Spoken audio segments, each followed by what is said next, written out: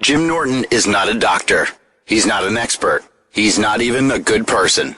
The views, opinions, advice, and humor of Jim Norton does not reflect those of any doctor, of SiriusXM, of Opie Radio, or anyone else. They are solely those of Jim Norton, Lyle Chipperson, Edgar Mellencamp, Paul Hargis, and whoever else lives in that chinless head of his. If any of this advice goes wrong, you are the asshole who called a comedian instead of a doctor. An icon in comedy, a fighter for freedoms, an accomplished entertainer, and a pervert. You've got problems, he's got problems. You've got questions, he's got answers, some of which are good. Call now, 866-WOW-1-WOW. That's 866-969-1969. This is the Jim Norton Show. Hello. I just made that one. I don't know why I always choose to go to the bathroom right before this. But I just make it because I hear the voice coming out of the speakers or my headphones. So thank you for tuning in. I'm very, very tired today. I spent the right after radio with Ope, I went this morning to Brooklyn. Still looking for a place to live. And, again, it's not stressful. It's stressful by nature, but I'm just, hey, look, that's what I'm doing. And, I'm sure I'll find something, but, I've been out looking for a place. So I guess let's start with, a question about road rage. What's up, Ryan? Hey, Jim. Hey, Jim, thank you for taking my call. Sure. I'm glad you got your shit out on time, by the way. Listen, this country is a fucked up mess. Everybody is on the phone all the time. They're driving the cars. They're texting. And if you point at them, they look at you like you're an idiot. And I'm at the point where driving stresses me out. Yeah, it stresses all of us out because we take everything someone does very, very personally. When someone doesn't do what we want them to do on the road, when they cut us off, it's like an invasion of personal space. One of the reasons I stopped with road rage is you can never win because they say like being angry like that or resentful is, beating yourself with a weapon you intend to beat someone else with. It's like there's no reason for me to be so angry over something that has nothing to do with me, even if they cut me off. Jim, listen. You go into Stop and Shop, and these fucking assholes are talking on the phone going, ba-ba-ba-ba-ba. Ryan, I get it. I get it. I grew up in a time where people didn't have a fucking umbilical cord, and you want to strangle them and say, shut the fuck up. Yeah, I understand. I mean, but it's one of those frustrating. One of the reasons I don't is I've seen too many videos of guys getting shot and having their jaws broken, or getting hit with pipes and bats. It's not worth it. Like there's nothing to be gained by it, and the anger is like poisoning me. It's very frustrating to be that angry about something. So I try not to anymore because you wind up getting a headache, and there's just nothing to be gained. So I try to think that and think it through instead of getting mad. Okay, but I definitely understand. Escalade. Listen, these cunts drive around in these black Cadillac Escalades. Right, Ryan. Ryan. You're just pointing out things people do. Like I know. No, but I'm telling you, they're not even looking. Someone's going to get killed. Yes, I will. Just make sure they will get killed. Just make sure you don't get killed, Ryan. You pay attention and you don't text. They do kill people, yes. Can I ask one other thing? Yes. Okay. Remember the reporter that drove into the pole at 100 miles an hour a couple of months ago from the WikiLeaks?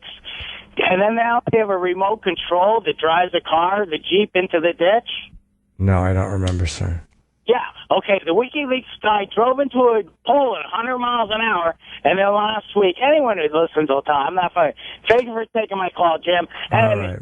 Chipper sucks my dick. Fuck yeah! See you later, Ryan. All right, Jesus. Brooks in Maine, what's going on? Hello, man. Hey. Hi. Hey, I have a quick question. How can I start shitting much more solid? How long have you been not shitting solid? Oh, God, probably 5-6 months. It must be a dietary thing, or maybe there's something in your stomach. Did you go to your doctor? No, I really don't like hospitals. I mean, maybe I drink too much. I mean, dude, when you were drinking way back in the day, were you shitting solid or not? What's that? Were you shitting solid back when you were drinking back in the day? I don't even remember, dude, to be honest. If you're drinking a lot, that can do it. That can do it, but not necessarily. Mm. All right. Well, thanks, Jimmy. I appreciate it. What kind of advice can you give me as far as go to a doctor? getting... That's what I would say. All right, thanks, man. Go to a doctor. Because I have no idea why you should. I was shitting liquid. If you want to talk about my duty, which most people do, I was shitting liquid for a while, probably about 2 weeks. And Dr. Steve said it might be salmonella. I literally thought I was cancer riddled. So I went and got my fucking scope up the ass, and I'm fine. They called me with my results yesterday, and they're like, no cancer. All good. So, and I started shitting solid again. So it was probably just a bug, a flu, or some kind of, stomach bug, or again, it could have been salmonella, could have been, one of those things. But you got to go to the doctor. If it's 5 months, I would suggest doing that. Doctor, is that why, I don't know, man. I've been noticing you're getting pretty skinny, and I was getting a little nervous for you. It's funny, dude. I thought it was all tied in. My doctor, she goes, you've lost a lot of weight. I go, yeah. I go, what do you think, it's AIDS? And she goes, she goes, is it on purpose? And I'm like, yeah, I was joking with her. I'm like, what, do you think I had AIDS? And she goes, no, cancer. I'm like, ugh. But, it's a conscious thing. I am eating, dude. I'm going to the gym. I'm just not eating what I used to eat. I guess I was eating a lot of shit that I shouldn't have been. And once I start lifting again, I'm sure some of the pounds will come back on. I'm like 136 now. I will probably get up to 143, 144 once I start lifting again. All right? Yeah, definitely start with those protein shakes again, man. Eventually, once I'm lifting, I certainly will. Yeah. All right. Take care, buddy. What's up, Sal in Denver? Actually. Hey, buddy. Hey, big fan for a long time, and I watched your Netflix special this past weekend. I loved it. That was probably my favorite special of yours yet, man. That was awesome. Thank you, buddy. And the one thing I really wanted to commend you on that I was happy you brought up is just the double standards that we have in America regarding free speech. And I was so glad to hear someone else state what has aggravated me, for the longest time. It bugs the hell out of me, the fact that people like the dudes on Duck Dynasty and Kirk Cameron and everything get blasted for their opinions, and while I may not agree with them, they have the ability to speak freely, and it is the fact that they get, that their heads are put on a pike because they are just speaking their opinion, is ridiculous, Well, to be honest with you, dude, the way to deal with it is just I try to look at it realistically. It's very, very frustrating, but here's the reality. I think America has always been full of shit when it came to stuff and inconsistent, because there's always been that way with speech. But for years, it was just blacks and minorities that couldn't voice their opinion. Like, don't forget, man, up until the 50s and the 60s, black people were not running around saying whatever they wanted to. If you whistled at a white woman in certain places, you were beaten within an inch of your life, and the court would never convict the guys who did the beating. So it's like America's always kind of been a double standard. Now because we're in the age group we're in, we didn't live through that. So we're just seeing it from this. So it's like, what the fuck, man? You say something about black people, about gays, you get crucified. But years ago, if two guys walked down the street holding hands, somebody would call them faggots and spit on them, and no court in the country would convict them.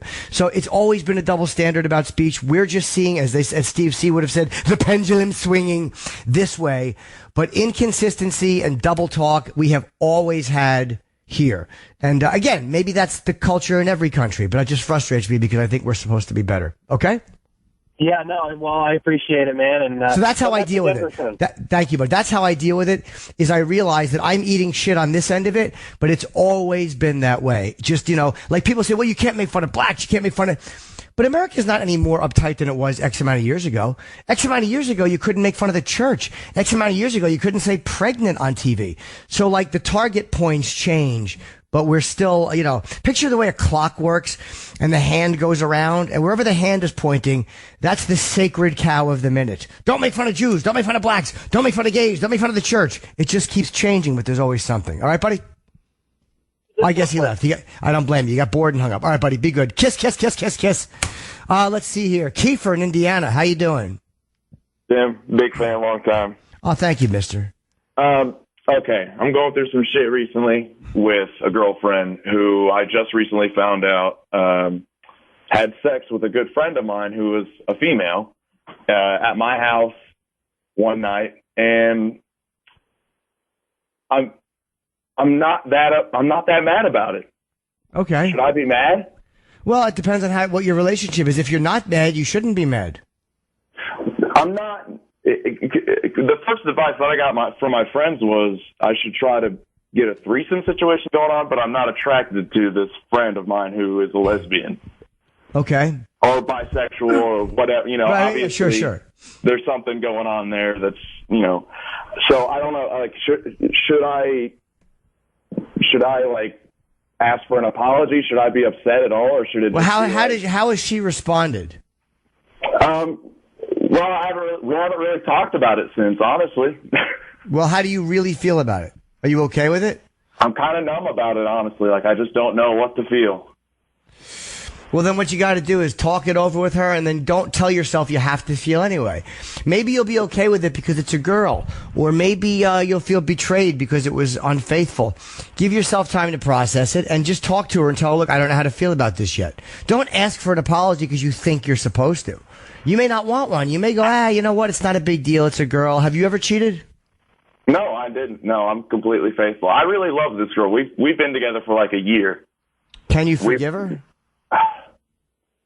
Would she do it again? I mean, this isn't the first thing she's lied about. I don't know. I just don't know if I can keep going with it, Well, if she's lying a lot, then you may not want to continue the relationship. Maybe this is just the final straw in her lying. So walk out now while you still can. Even if you like her, if she's lying, it's going to be awful.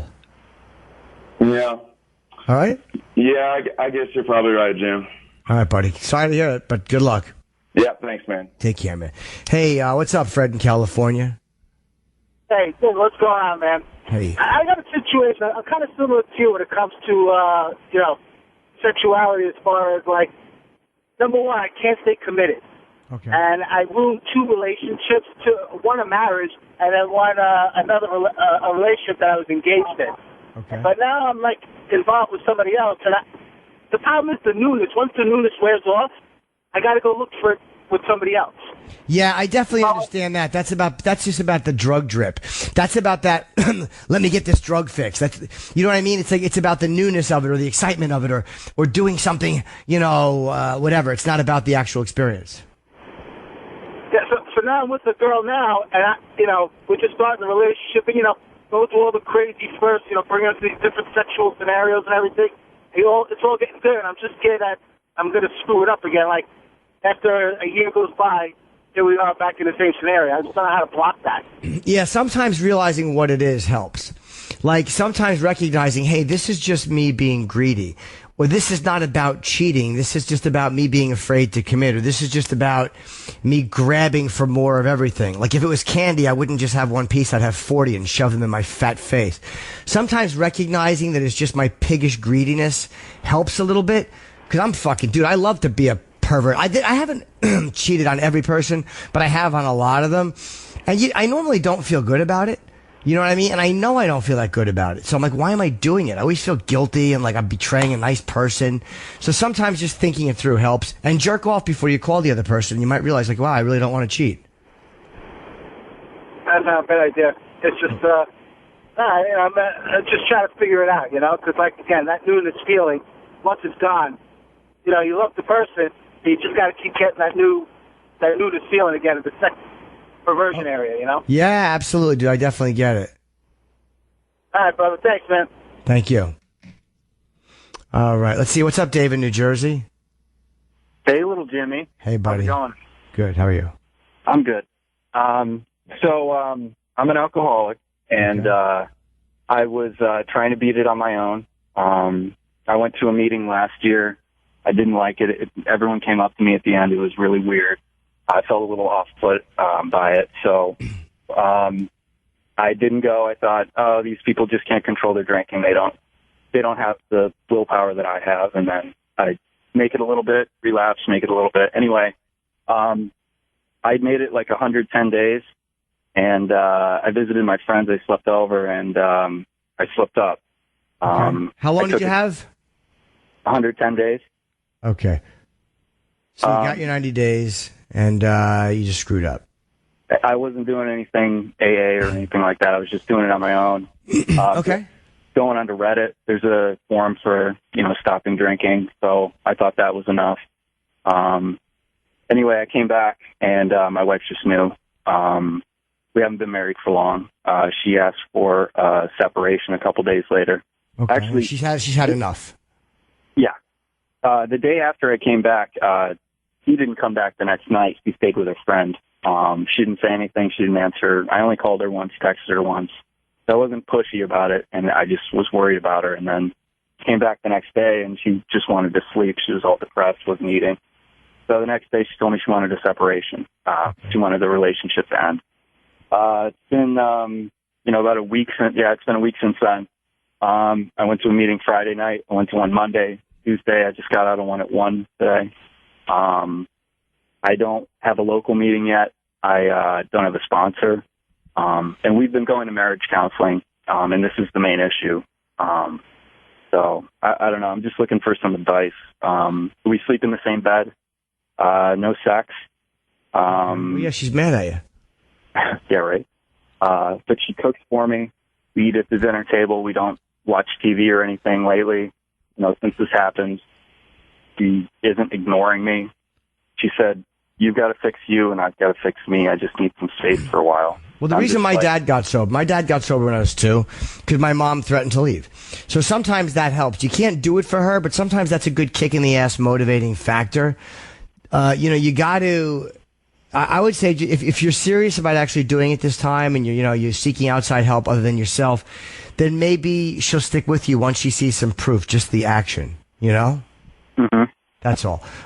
Just the action is very important. Okay. I don't know if I should seek counseling for myself, addiction counseling. I scheduled a psychiatrist appointment, but my insurance is shit. Well, so, try whatever you can afford, or try 12 steps, or one of them. I mean, whatever you find that works for you. But it's good that you're willing to do something. Yeah, I don't want to lose her, so I just don't know.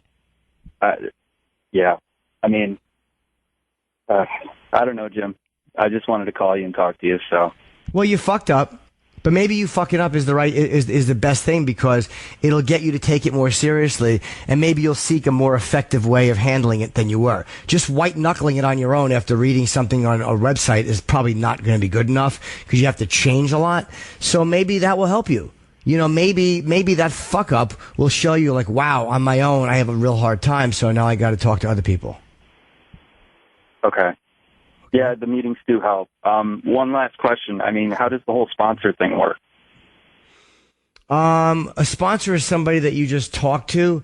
You respect their sobriety. You respect who they are.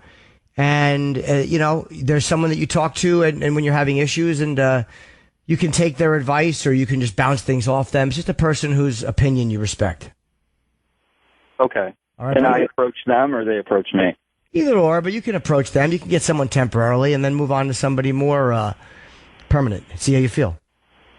All right. Thanks a lot, Jim. Yeah, just because you talk to someone doesn't mean it's a marriage. You can always move on to someone else. Sounds good. Thanks for your advice, man. Bye. What's up, Bill? How are you? Bill, how you doing? Hi, Bill. Yeah, sorry. Hey. My son has an issue. He had a college class, all girls. He asked a girl out in the class, and the next time he comes in class, 2 armed police or security guards came in and escorted him out, and they said he couldn't come back to class because he made the girl uncomfortable. And wow. I guess it kind of runs in the family. I'm a starer. I know my mom was a starer, my aunt and uncle, grandmother. We all kind of stare. And I'm just wondering, if you ever went through that stage when, before you were a world famous entertainer, where you kind of, made girls uncomfortable, and how you dealt with it, and how, because I'm trying to teach them so it doesn't happen again. It was kind of. Let me ask you a question. D.L. Hughley talks about his son having Asperger's. Does your son have Asperger's or autism or any of that, or no? I mean, he's on the spectrum. He is. Okay. So he kind of zones out a little bit? I guess so. And it looks like he's staring, but he could actually just be looking at them and thinking of something else while he's looking at them too? Maybe. I mean, he, we were away on vacation, and he kind of asked the girl, hey, my parents are away, you want to come over? But it wasn't, an outright proposition, but it kind of creeped the girl out.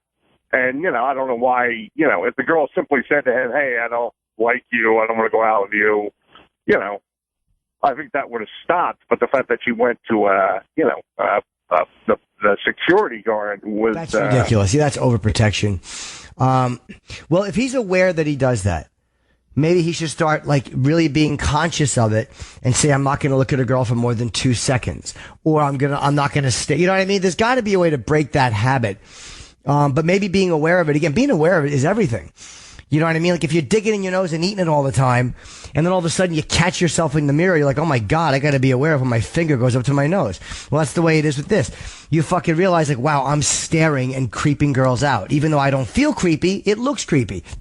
Yep. So the next time I see a girl I like, 1001, 1002, look down and away. Even if I want to keep looking at her, realize that it's shitty and it creeps them out.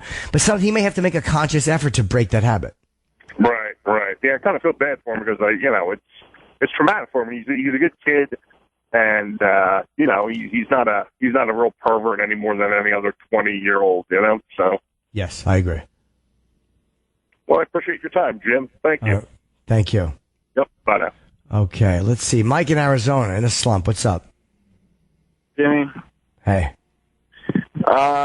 So about a month and a half ago, I got in some really deep shit. I had picked up some pills, went to a parking lot, and did a few of them, and a cop rolled up and got me for possession. I had a little tube, so paraphernalia, and then driving under the influence, a DUI, because the car was running. And basically, I had to spend the night in jail. Got a lawyer. I got diversion for the drug charge, so I got to complete a year of drug classes and tests once a week. Sure. And then that'll drop, and I'm still waiting the DUI, but I'm in this slump, and I cannot get out of it. I haven't smiled since this happened, and it's just taking a toll on me, physically. I can't eat anymore. I'm having trouble sleeping and stuff, and okay, just kind of wanted to... Let me ask you a question. You have a problem, obviously, with pills or whatever? You have an issue? Not super bad. I consider more recreationally. I do it maybe once or twice a month, and this was just one of those times, and I got caught. Well, if it's not an issue for you, well, then I guess you're going to continue to party. But if it's something that's becoming an issue for you, and if you're taking pills, you've spent the night in jail, and you've got a DUI, most people who don't have a problem don't suffer consequences like that. So it may be more of a thing for you than you're admitting to yourself. So maybe instead of feeling depressed about it, you could look at the positive and go, wow, that fucking saved me from something truly disastrous happening.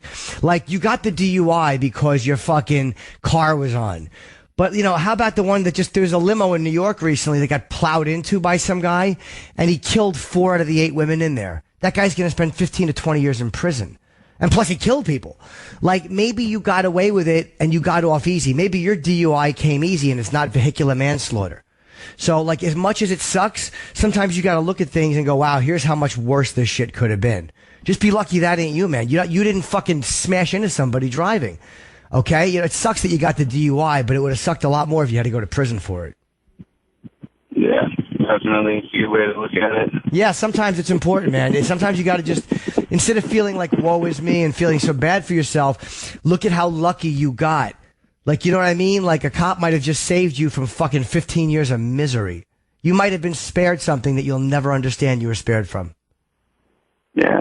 All right. Thanks, Jimmy. All right, buddy. Good luck, man. I'm telling you can feel better, okay? All right. Thank you. Okay, man. Let's see. Chris in Michigan. Mom died. Hi, buddy. Hey, Jimmy. Last fall, my mom's best friend of 40-plus years became a widow. Okay. This February, my mom died. her best friend was there for our whole family and everything, and it's great, yada, yada. A couple months later, my stepdad tells me that he's interested in dating the best friend. I've got no problem with it, but so I thought.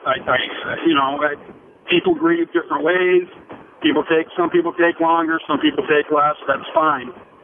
Well, this couple weeks ago, she's up from Arizona here to see my dad, and our whole family is going to spread ashes on the lake. And I get this feeling like, I'm seeing my ex-wife with a new boyfriend, or ex-girlfriend with somebody new, and it's just like a totally different weird feeling, and it totally goes against what my mind is saying, our mind saying, hey, everything's cool with this, it's a good thing, they both lost loved ones, they have each other now, but I've just got this weird feeling when I see her with my stepdad. Yeah, I'm sure you'll get over that. Like, it's got to suck out of loyalty to your mom. But it's like after 9/11, a lot of firefighters who lived were like kind of helping the families of those who died. And there was a few firefighters, or a lot, I don't know how many, that actually married the widow of a dead firefighter. And it certainly wasn't that they were being predators or creeping. It was just sometimes similar circumstances or common grief bonds people really intensely. So maybe be happy for them. You know what I mean? It's like they're not going to be miserable. They found someone.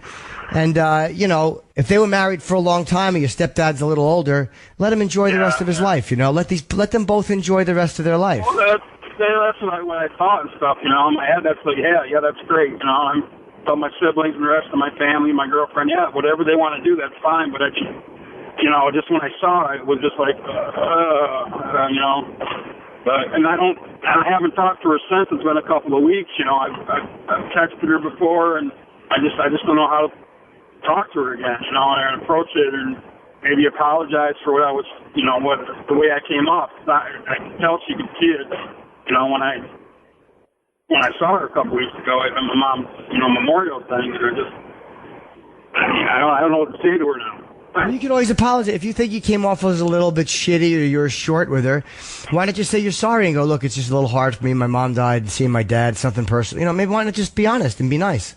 Okay. You know what I mean? It's not like you're being a jerk off about it. Like, that one time you beat me at gin rummy, I still hate you for. I think most people would feel kind of like, hey, it's fucking weird to see my stepdad with someone else. Right. I wouldn't go crazy about that, man. It's all right to, All right, thanks, Jimmy. All right, buddy. Good luck.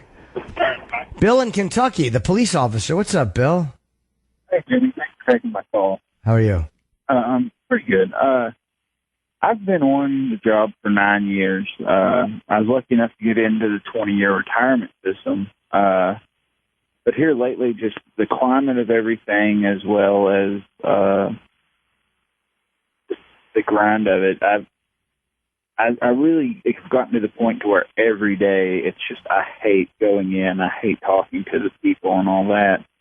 I have a friend that owns a business, and he has offered me a job that pays quite a bit more, but I would lose out on the benefits that I'm pretty close to, and I just really don't know. How many years are you in? How many years do you have to wait to the benefits? I'm in 9 years with vacation time and sick time built up. I've probably got about 10 years left. That's a long time, though. It's not like it's 2 years. 10 years is a long time. Yeah. A decade of being a cop, get you benefits, but it could also get you killed. I mean, obviously, it's a fucking rough job. Yeah. I'm not too worried about getting killed. I work with a good group of guys and all that, but it's just one of those deals where my big concern is if I were to get out of it and then go to that new job and hate it, there would be no going back to being a cop. Because I would be out of that retirement system, and I'd be able to retire at 41 years old. And it's a very hard decision because you're giving something up for the unknown. Yeah. And you got a wife and kids? I got a wife, no kids. What does she say? She thinks I should probably try and stick it out, just because, down the road, if I made it, like insurance and things like that would just be taken care of. But And then if you hate your job, do you want to hate it for another decade? That's kind of the sticking point. It's like I hate this now. Where am I going to be in 10 years? But why do you hate? Let me ask you, because is it something in you like you're just going to wind up hating these other people you work with? What is it that you hate so much? Maybe you can fix that and change the way you look at it, and you won't hate it so much. When I started, things were very different. And I'm not talking about like us going around and beating the shit out of minorities and things like that. I'm talking just, when I started, if we got problem calls at places, I could tell people, hey, you're the fucking problem, not these other people. And now it's, somebody calls 6 times a night and I tell them to shut the fuck up, and or if I'm coming back, I'm going to rip their phone out of the wall. They call in and complain, and a big deal's made out of it. And it's like, well, I'm solving a problem. They're calling in for horrible minutia that a normal human should be able to handle. Right. But, it's just the general public, it really has kind of driven me to, I'm like Anthony if Anthony didn't have money. I rattle around my house. I don't ever go out anymore. I just can't bring myself to go out or anything like that whenever I'm actually off. Well, do you know, the people, man, I understand. I deal with the public in a different capacity than you do. But they can be really awful and really hateable and really selfish and shitty. But that said, I still love my job. And again, I know it's a different job. But there are times where dealing with them, you get so disgusted. But if you still like the job itself, you should do the job itself and then just adjust the way you see them. But if you hate the job itself, and even adjusting the way you look at them won't help that, then you got to get out. Yeah, that makes sense. Do you know what I mean? It's like if you can adjust the way you react to them and go, look, the public is shitty. They're a bunch of mental patients, whatever, but I did sign up for this. I'm protecting and serving a fucking nation of assholes. You know what I mean? Sometimes I think I'm entertaining a bunch of rude shitheads. Yeah. Yeah, I hadn't never thought about it. I'd kind of thought about it like that, but it's just one of those. And you're right. Yeah, I don't hate the work. I hate it's 8 hours of let's make a deal, and all the contestants are assholes. Yeah, but every job is going to have things you hate. At least with this one, if you know what the devil is, you know what it is. You know what I mean? With the next one, you might not know what it is. It might be nothing, or it might be something even worse. Yeah. Can I ask you one more thing? Sure. And this isn't me trying to be a shithead or anything like that. So please don't take it that way. But and I know I don't get the whole picture of everything that's going on and all that. But have you noticed? And I'm not trying to get you to badmouth Anthony, but here lately he's been very just super aggravated towards people. And I understand, like, some of them are real shitheads, but it's just. He posted something on Reddit and went on just a tirade, and it was. I feel like when people were bad mouthing Opie, he thought it was funny, but once it kind of got turned on him, he has an issue with it. I mean, have you noticed? Hold on, let me jump in. To be honest, to be real honest, I haven't noticed because I haven't heard the show. I actually was thinking about going out and seeing that tomorrow, but I can't. But I'm going to do the show in when he's in the city, but I had not noticed that. On Twitter, again, sometimes I read my Twitter feed, sometimes I don't, but I hadn't noticed that there was a whole, something was wrong with that.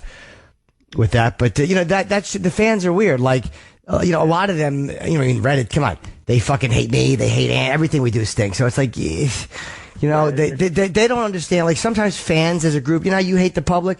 Sometimes the public doesn't understand that they also have shit perception. You know what I mean? It's like, it's not just the performers, or it's not just the cops being unreasonable. Sometimes the public gets their own shitty mob mentality, and they like to feel a certain way. So I really don't know. I will ask Anthony when I talk to him. I don't know. I texted him yesterday about something, and I haven't heard back from him, but, I didn't take that as anything. If I could, if they've turned on Anthony, hold on. If they've turned on Anthony, I don't know what to tell you. Like, I really don't. I don't know why, but if they've really turned on Anthony, it's like, ugh, wow, you guys are bored. Well, it's all about it. It's hard to judge the sentiments of everybody just by online. But yeah, people play roles online. They all want to be somebody they're not in real. I get it. I understand. Yeah. I mean, it's just with how the show was. It was kind of like listening to friends talk, and so I think everybody kind of gets that feeling that they're a little too familiar with y'all when they're at times, yeah. But even that, like, you know, there's days where we stink on the air, and you really do know it. Opie knows it. I know it. Nat knew it when he was there. And then, like, we have great shows, and we have some really funny bits. And I hear very little about the funny bits. And I'm not saying I need compliments. That's my job. But when I'm doing the radio show, and I really mean this, and this is what I am concentrating on the people in the room. Like, I'm worried about, you know, whether it's Opie or Sherrod or Justin or whoever the fuck is in the room. Anthony, of course. Anybody in that room with me, that's who I'm talking to. So, you know, I don't listen to when they're like, we don't like so-and-so. Like, if I enjoy having somebody on, I'll have them on. If someone doesn't like it, they don't have to listen. I'm okay with that. So I don't know why they turned on Anthony. You know, Ant on Twitter talks about social issues. Maybe people don't like what he's saying about social issues. I really don't know. Okay. All right. Well, I won't take up any more time. Thanks, Jimmy. All right, buddy. Take care. Bye, Bill. Let's see here. Rick in Indy. What's up, Rick? Jimmy, how are you today? Good. How are you? Good. Hey, I wanted to talk about something that you have actually changed my life in a little way, and I wanted to thank you.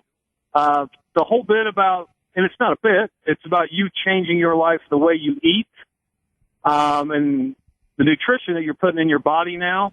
I've actually taken on myself, and I've only been doing it for about a month, but I feel so much better. My whole outlook on life is much better. And I wanted to know, with you, since you've been doing it for a longer period of time, how long did it take for you to notice that, hey, this is going to be the change that I really wanted, and not just, okay, I'm on another diet or I'm, you know, that sort of thing? You know, it's funny. I don't know, because at first when I started going, I just got so sick and tired of looking a certain way. I just joined the gym and I said, I am going to go and I'm not going to worry about results. So I don't weigh myself. I don't obsess. I'm going to look like a fat pig piece of shit for a while. Like, I said that to myself, and, you know, it really helped, because this way I didn't obsess, like, after a week about, oh my God, I still have blubber. Fuck this. I quit. I said, I'm going, and that's the end of it. So I don't know exactly how it was. A few weeks, maybe a month, where I saw a little bit of a change, but it's when other people started noticing. And, that was what really kept me going. But I immediately changed my eating habits, and I immediately just started doing something different. I just had a moment of clarity, man. I got sick of it. You know what I mean? You get fucking sick of it. You get sick of complaining about the same shit. You get sick of the way your fucking fat, dumb muffin top feels hanging over your fucking belt. You get sick of the way you look down and you can only see half your dick because your stupid stomach is sticking out. Or you put on your fanny pack at the airport and your fucking ugly fat fuck blubber is hanging over your fucking... That's how I started to think. And I just had enough.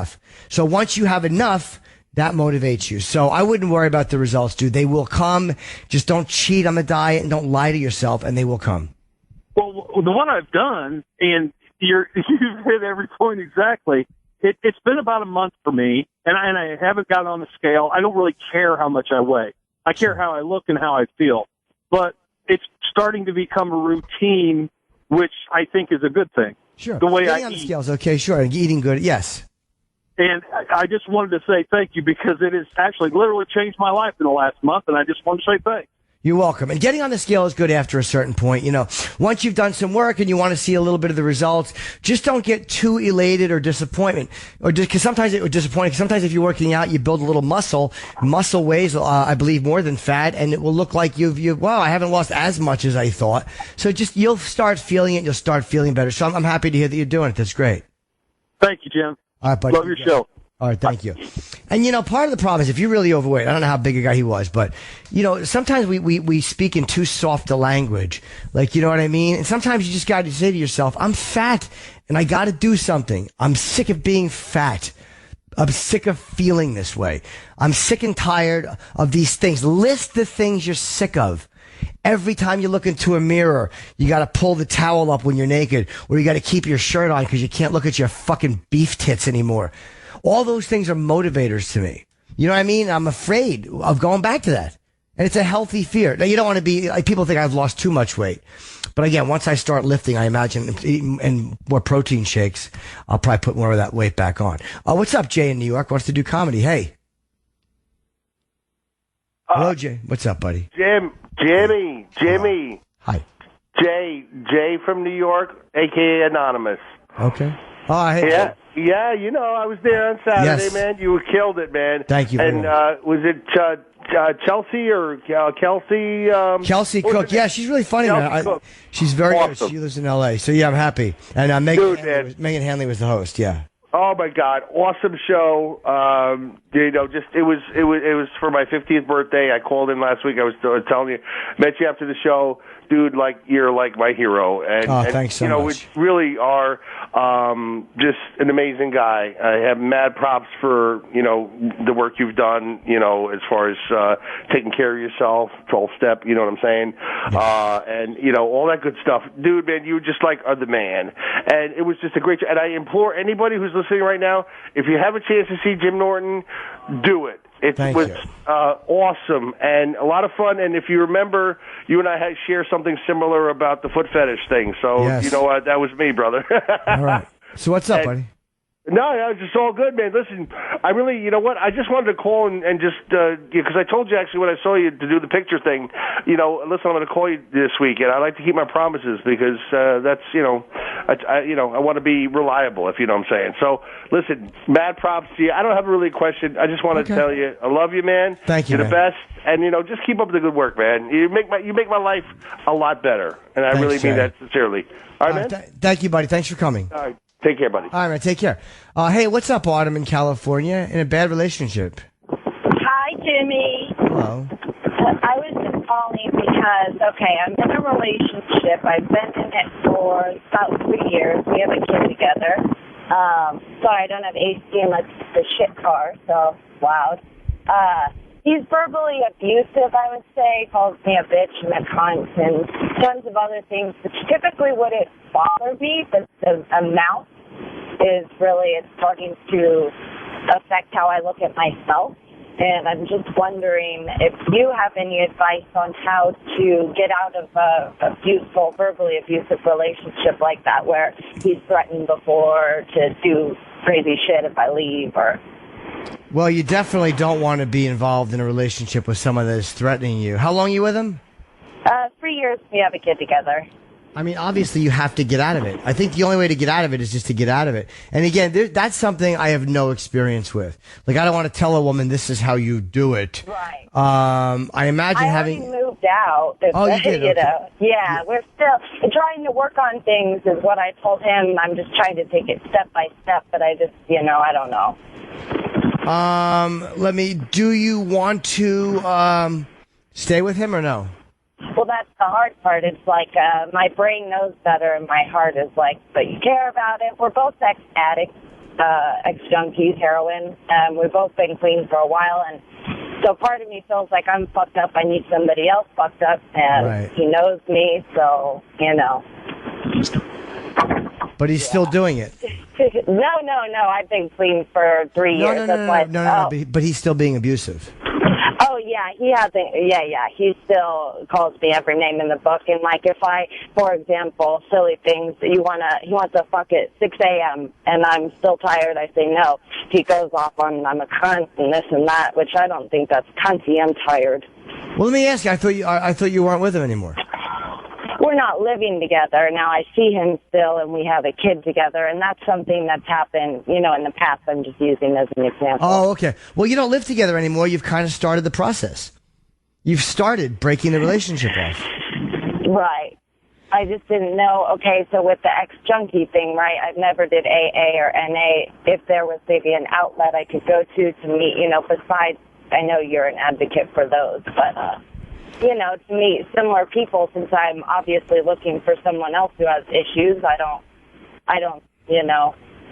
Well, you don't need someone who has issues. You don't need someone who's a recovering addict. You can, but you don't need someone like that. Sometimes the advantage to dating someone who's not a recovering addict is you never have to worry about them relapsing. You know what I mean? You never have to worry about triggering each other, like when one relapses and the other one's in deep trouble too, because now there's drugs in the house. So I don't think you need someone. If you want to go to 12-step programs because you want to help yourself, that's great. But you don't want to go there and use it as a singles bar. No, God, no. And I think if we break up, I'm done. I mean more in the sense of just having someone, as a friendship more than a relationship or sexual nature. You just give it some time and you'll meet someone. You know what I mean? Like anybody else. I mean, I very rarely date sober girls, quote unquote. So I don't date people who are actively, completely active. But if someone's, drinks or casually or whatever, I don't mind dating them. So I would say don't obsess about going there and just meeting someone. Make sure you're totally out of this relationship, and then you'll find someone. I'm sure you will. Right. I mean more of a friendship people than sexual. But anyway, I messaged you on Facebook about a week ago, and you replied, and I want to say thanks for that. That's awesome that you do that and talk to your fans the way you do. Thank you, sweetheart. All right. Have a good one, Jimmy. All right. Take care. Bye-bye. Let's see here. Steve in New York, girlfriend with the smelly box. What's up? Yo, Jimmy, how are you? Good. How are you? I'm real good. I take up too much time because I know you're probably limited. And this is kind of a long fiasco. I spoke with you once before in regards to this, and it really is. It's a deal breaker in any other case. Did you talk to her?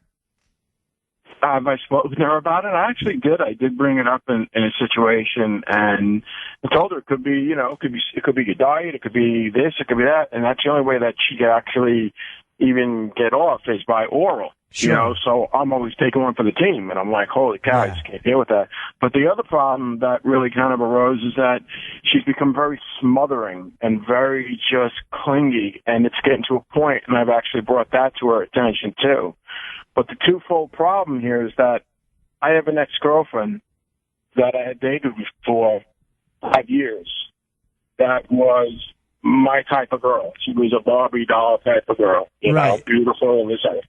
Yeah, she cheated on me, but ended up calling me up and truly repented and said, listen, apologized, didn't, what she was thinking, why she did it. And it was a long distance relationships are tough to be in, and she feels maybe that's a reason why. I mean, I'm real close with the daughters. The daughter still comes to New York to visit me, Right. But now she has been for the last year and a half trying to contact me and get back together and leave the guy that she's with, who was a doctor making $500 a year and can provide her with everything, and she doesn't want it. She doesn't care. Why is she waiting to leave him until you're around? It's almost like she has to be like she's going to bridge from him right into you. Well, that's the one thing I always said. I said to her, you don't need him or me right now, because she had a son that died like on Christmas Day of leukemia at 5 years old. So, that's another thing. It's so I guess so she always had that need, but she didn't want to leave, the state that she was in Massachusetts, because she had the daughter that was there. But now that her daughter is moving she's got one in Boston, and she's got the other one now that's moving to California. She's like, if they can do it, why can't I do it? And she says, I think about you, and I've been thinking about you every day since the day that we broke off, and I never really wanted to leave you, she says, and I don't know why I ever did. It was the worst mistake I ever did. Well, here's the deal.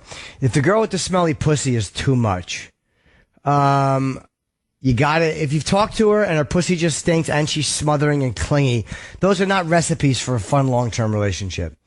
So why don't you just deal with one thing at a time? Regardless of what you do with the ex-girlfriend, why don't you just deal what you feel you should do with this new girlfriend? Like, don't break up with her just to get back with the other one, because who knows, she may flake. But if you think, like, I can't deal with a smelly pussy and a smothering, clingy person, those are things I don't want to put up with, then maybe you should end it with her and then see what happens with the other girl. I mean, one at a time, bro. I got to run because I got 3 minutes left, okay? That's what I figured. All right, thanks. I appreciate it, bro. Good luck, Steve. Thanks a lot. Later. Let's see. Lisa in Georgia. What's up, Lisa? Hi, how you doing? I'm good. How are you? I'm fair to middling. So tell me about how you handle hunger. You find things that how long into the diet are you? I'm not.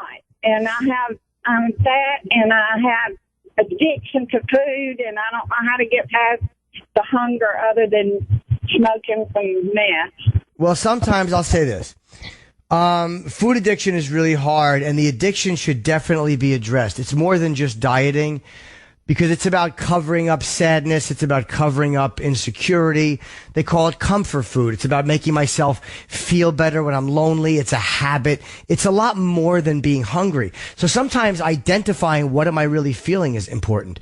Like sometimes, like, I'm not hungry. I just want that drug drip. I just want something to take me away from myself. So maybe you try some kind of a thing where you're dealing with the overeating with other people who are compulsive overeaters. Can be 12 steps, can be Weight Watchers, can be any of that shit. And then a lot of times they give you tools how to deal with the hunger. Maybe you space out your meals, smaller meals, so you're eating more. Or maybe you get some things that it's okay to snack on, like some fucking unsalted raw almonds, unsalted raw cashews. Or I buy these RX bars, which are okay once in a while to eat. You know what I mean? Like, you develop little things, but the first step, you can't just say, okay, I'm fat, and now I want the magic trick to deal with hunger where it's not going to be hard. It's going to be a little bit of work. And you have to. It's hard work. But you can do it. But you can do it. Of course, being fat, I understand that. It's fucking hard to do, but it's possible. And it will save your life, and it will make your life so much fucking better. Your quality of life will be so much better. Just think of all the things you hate about being fat. Whether it's the way your body looks or the way you feel when you get on a plane, or just whatever the fuck it is, or how you used to look and you don't look anymore. So just, that's one thing to focus on, is all the things you hate about it and how much better you are going to feel. And you will feel better. Yeah. I have to run, sweetheart. I have to wrap up. I don't mean to cut you short, Lisa, but I have to, they're telling me to wrap up because they have ads to do. So I have to, okay? Okay. But you can do it, and don't think you can't. Because even though you might be bigger than I was a fucking, I love shoving shit in my face, and I love escaping, and I'm telling you, it is possible. You can do it, okay? Okay. All right, bye, sweetheart. Thanks. All right, guys, I have to go. Thank you for the calls. The phone lines were lit at the end, and I apologize for anyone I couldn't get to. I'll see you guys next week, where I'll continue to ruin your lives one call at a time. Thanks for listening to The Jim Norton Show. Hear all that advice whenever you want to on demand at SiriusXM.com/on-demand. On SiriusXM is real.